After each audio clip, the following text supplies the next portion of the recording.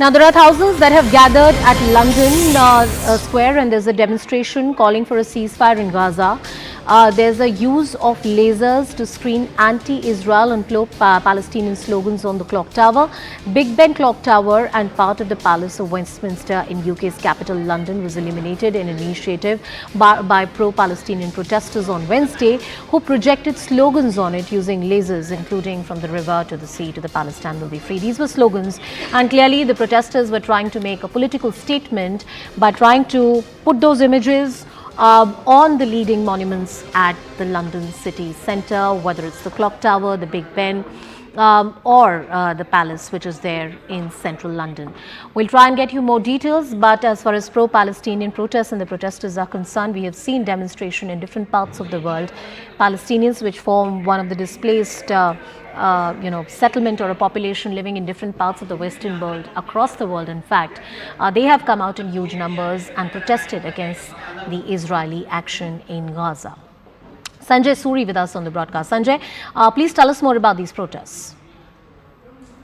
Well, these protests have been taking place quite regularly. As we know, they've been taking place for some months now, certainly since the attack by Hamas in October.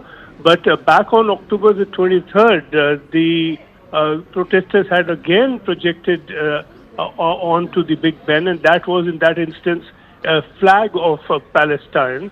And this time, of course, the dispute has arisen because this is a very controversial slogan that they projected. The view from Israel is that it seeks to deny the existence of Israel, certainly and at the least in its present shape and form. The question is what the police could have done about it, and the police statement is that this projection was not against the law, that they had no means to stop it, that they are aware of the sensitivities of this slogan, but that it is not a criminal offense to have projected that. There's a further dispute there.